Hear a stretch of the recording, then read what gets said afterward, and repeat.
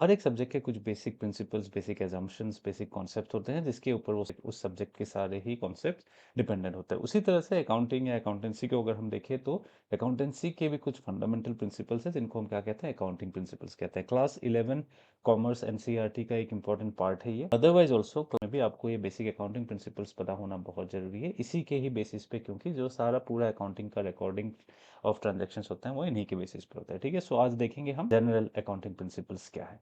तो ये क्या है, थ्योरी बेस ऑफ अकाउंटिंग है। The entire foundation of accounting और accountancy as a subject rests on these particular accounting principles. These are a set of assumptions. ध्यान रखिएगा, ये एक्चुअल चीज़ें है या नहीं है, that's a secondary thing, but इनको हम एज्यूम करके चलते हैं across entire accounting domain, entire accounting subject. हम इनको एज्यूम करके चलते हैं कि मिस्टर राम अगर राजस्थान में बैठ के अकाउंटिंग कर रहे हैं तो वो भी इन एजम्पशंस को मान के चलेंगे। मिस्टर श्याम अगर पंजाब में बैठ के अकाउंटिंग कर रहे हैं वो भी इन चीज़ों को एज्यूम करके चलेंगे। तो इससे क्या होता है, ये जो अकाउंटेंसी या अकाउंटिंग जो सब्जेक्ट है, इसको एक यूनिवर्सैलिटी मिलती है, इसको एक कंसिस्टेंसी मिलती है on the basis of these accounting principles. So इनको डिवाइड किया जा सकता है। क्लास 11 के बुक टेक्स्ट बुक को अगर आप देखोगे एनसीईआरटी का या फिर कोई रेफरेंस बुक भी अगर आप यूज करते हो, you are going to see that we can divide these accounting principles into broadly two categories.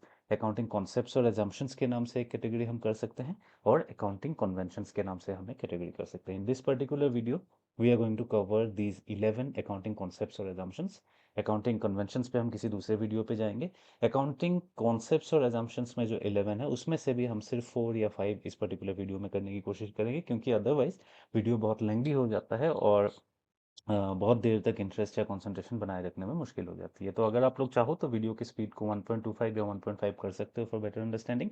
अगर चैनल को ऑलरेडी सब्सक्राइब नहीं किया है तो you can subscribe to this channel and also join our Telegram channel commerce study junction for free PDF, question answers etcetera etcetera, बाकी information के लिए। ठीक है, शुरू करते हैं फटाफट। जो पहला एजम्पशन है उसको हम कहते हैं गोइंग कंसर्न कॉन्सेप्ट। ये बहुत ही इंपॉर्टेंट, यही इनफैक्ट द फंडामेंटल एजम्पशन है जिसके बेसिस पे ही आने वाले बाकी सारे एजम्पशंस डिपेंड करते हैं। तो ये गोइंग कंसर्न क्या कहता है, गोइंग मतलब चलना, कंसर्न मतलब बिजनेस या एंटिटी हम समझ सकते हैं। तो इसका ये मतलब है कि जो बिजनेस हम कर रहे हैं या जिस बिजनेस के लिए हम अकाउंटिंग कर रहे हैं वो बिजनेस हम एज्यूम करके चलते हैं, it is going to continue for a long period of time, it is going to go on, उसी को कहते हैं going concern. This concern is going to continue for a long period of time. ऐसा नहीं है कि हम आज खोल रहे हैं कल बंद कर देंगे या 1 महीने 2 महीने 6 महीने में बंद कर देंगे, नहीं। कोई भी जो बिजनेस शुरू करता है वो इसी ऑब्जेक्टिव, इसी assumption, once again I am saying assumption, इसी एजम्पशन को लेके चलता है कि this business is going to continue for a long period of time. Not just the owner, सिर्फ मालिक ही नहीं, मालिक तो सोचता ही है कि इसको हम लॉन्ग टर्म तक चलाएंगे, बट उसके जो अकाउंटेंट होते हैं, उसके जो एम्प्लॉयज़ होते हैं, उसके जो क्रेडिटर्स होते हैं, उसके जो डेटर्स होते हैं, जो मार्केट के थर्ड पार्टी लोगों से वो रिलेशन करता है, सारे ही लोग इस बात को एज्यूम करके चलते हैं कि this particular business is going to continue for a long period of time. Otherwise कोई क्यों किसी को उधारी देगा, या कोई क्यों किसी से उधारी लेगा, या कोई एम्प्लॉय ही है वो क्यों जाके एक पर्टिकुलर बिजनेस में, एक कंपनी में, एक फैक्ट्री में काम करेगा अगर उसको श्योर ही नहीं है कि कल ये कंपनी रहेगी नहीं रहेगी, राइट। तो समझ रहे हो, आई होप आप लोग समझ पा रहे हो मैं क्या कहना चाह रहा हूँ। गोइंग कंसर्न का यही मतलब है कि ये एक्सपेक्टेशन है, ये एजम्पशन है that the business is planned to is going to continue for a long period of time, and this is the most fundamental assumption of accounting, this is the most basic assumption of accounting।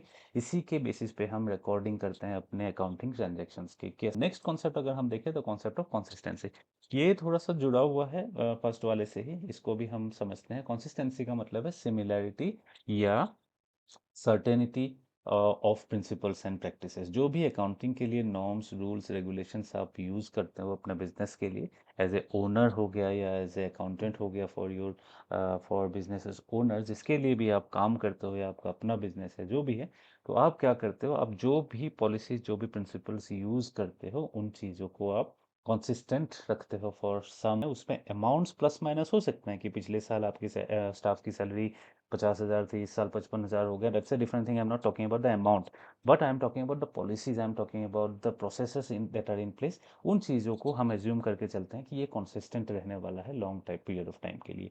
इसी के basis पे जब हम profit and loss calculate करते हैं any particular year का, और उसको जब आज से 2 साल 3 साल 4 साल बाद जब पीछे मुड़ के उस साल के प्रॉफिट एंड लॉस को हम देखते हैं, तो हम कंपेयर कर पाते हैं 2 3 साल के प्रॉफिट एंड लॉस को। क्यों? क्योंकि हमने ये मान के रखा हुआ है कि सारे ही 3 सालों में हमने same policy same procedures follow किए हैं, और जो प्लस माइनस या जो कम ज़्यादा प्रॉफिट एंड लॉस में है, वो एक्चुअली हमारे ऑपरेशंस के वजह से है, ना कि हमारे पॉलिसीज़ के चेंज कर देने की वजह से प्रॉफिट बढ़ गया है प्रॉफिट घट गया है। ठीक है, इसीलिए consistency is also a very important principle in accounting. Next अगर हम लोग बात करें, वन ऑफ द इम्पॉर्टेंट, या फिर मैं कहूँगा कि one of the most important is the accrual assumption. Accrual assumption किस चीज़ से जुड़ा हुआ है? एक्रूअल जुड़ा हुआ है कैश के साथ, पैसे के साथ। ठीक है, बिजनेस में हम ये मान के चलते हैं, हम ट्रांजैक्शंस को इस तरह से रिकॉर्ड करते हैं कि कैश जब भी आ गया या नहीं आया वो हमारे लिए इम्पोर्टेंट नहीं है, क्या वो काम हो गया है, क्या वो ट्रांजैक्शन हो चुका है, वो हमारे लिए इम्पोर्टेंट है। दो बेसिस हैं कैश को मेजर करने के, कैश को रिकॉर्ड करने का, एक तो एक्चुअल, दूसरा एक्रूअल। नहीं समझ आ रहा होगा, मैं धीरे धीरे दोबारा बताता हूँ, ध्यान से सुनना। एक तो है एक्चुअल मेथड। फॉर एग्जांपल आप 10,000 रुपये का सामान बेचते हो, एक्चुअल कैश आपके हाथ में 10,000 रुपये आ जाते हैं, दैट इज एक्चुअल मेथड। ठीक है, कि goods are sold and cash is realise, that is actual, आपके हाथ में पैसे आ गए या आपके बैंक अकाउंट में पैसे आ गए। दूसरा है कि सामान आप बेच देते हो, बट आप उधारी में सामान बेचते हो, कैश आपके हाथ में नहीं आता है। ठीक है, आपने 20,000 रुपये के सामान बेचे, बट पैसा आपको अभी नहीं मिलेगा, पैसे आपको 10 दिन बाद मिलेंगे या पैसे आपको 15 दिन बाद मिलेंगे। ठीक है, ऑनलाइन ट्रांजैक्शंस आप लोग करते हो, उसमें आप लोग देखते हो something call cash on delivery होता है। उसमें क्या है, ऑर्डर आपने प्लेस कर दिया, जो सामान बेचने वाला था अमेजोन या फ्लिपकार्ट के अंदर, जो कंपनी जो सेलर उस सामान को बेच रहा है, आपके ऑर्डर प्लेस करते ही क्या करेगा वो बंदा, अपने वेयरहाउस से अपने दुकान से उस सामान को निकाल देगा, निकाल के अपने डिलीवरी पार्टनर अपने लॉजिस्टिक्स पार्टनर के हाथ में दे देगा कि भाई साहब ले जाओ, पर्टिकुलर एरिया गुड़गांव या दिल्ली में इस फलाने इंसान ने मेरे से पर्टिकुलर चीज़ ऑर्डर करी है, तो इनको दे दो, ये पहुंचाओ, यहाँ से लेकर जाओ। तो उन दौरान जो दुकानदार है, जिसने, जो सेलर है जिससे वो सामान आप खरीद रहे हो, उसने तो अपनी सेल कर दी उस वक्त, बट क्या उसको कैश मिला? आई am talking about cash on delivery, क्या उसको पैसे मिले? नहीं मिले, राइट? तो उस वक्त को हम एक्रूअल कहते हैं, जब उसको पैसे नहीं मिलते हैं, या आप दुकानदार हो, आप सामान बेच रहे हो, जब तक आपके हाथ में पैसे नहीं आते हैं तब तक हम उसको एक्रूअल कहते हैं, और जब कैश आ जाता है उसको हम एक्चुअल कहते हैं। तो ये एक्रूअल कॉन्सेप्ट या एक्रूअल अजम्पशन ऑफ अकाउंटिंग क्या कहता है कि आप अपने बुक्स ऑफ अकाउंट्स में रिकॉर्ड्स को उस वक्त एंट्री करो, ट्रांजैक्शंस को उस वक्त रिकॉर्ड करो जब आपका ट्रांजैक्शन एक्रू हो चुका है। ध्यान से समझना, आप सेलर हो, ठीक है, आप सामान बेच रहे हो, मैं सामान अमेजोन पे आपसे खरीद रहा हूँ, कैश ऑन डिलीवरी पे ऑप्शन डालता हूँ, और एक मोबाइल फ़ोन आपसे परचेज कर लेता हूँ, आप मोबाइल फ़ोन के दुकानदार हो।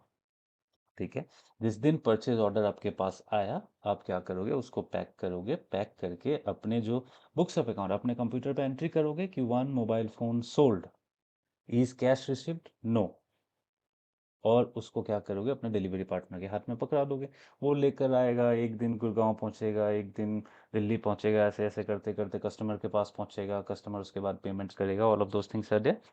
सो ये एक्रुअल कॉन्सेप्ट ये कह रहा है कि जिस दिन आपका सेल ट्रांजैक्शन हो जाता है, या जिस दिन आपका परचेज ट्रांजैक्शन हो जाता है, या जिस दिन आपका कोई भी ट्रांजैक्शन हो जाता है, उसी दिन आप रिकॉर्ड कर लो अपने एंट्री को, आप वेट मत करो कैश के आने का। ठीक है, उसी को हम एक्रुअल कहते हैं सिंपल सेंस में। whenever a transaction has happened, just record it in your books of accounts and do not wait for cash। जब कैश आएगा तब देखा जाएगा।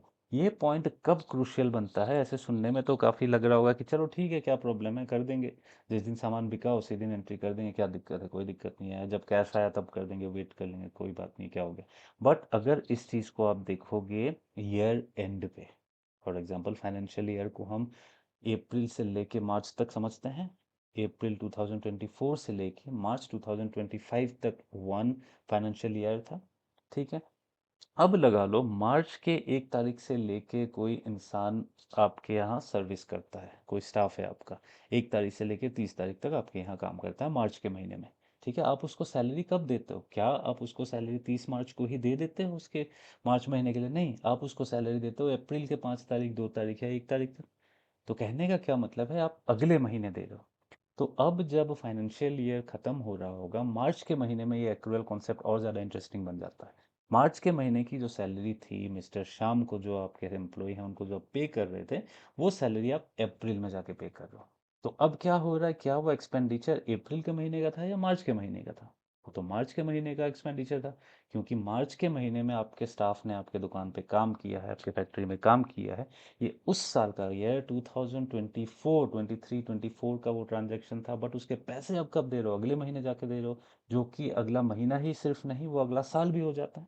इसीलिए ये अकाउंटिंग हमें कह रहा है कि इस तरह की कॉम्प्लिकेशंस से बचने के लिए, जिस साल या जिस महीने ट्रांजैक्शन हुआ है, आप फैसिलिटीज़ को यूज़ कर चुके हो, उसी महीने का खर्चा आप उसको मान के चलो, एज्यूम करके चलो, और मान के चलो एक्रूअल एजम्पशन पे कि उसी महीने खर्चा हो चुका है।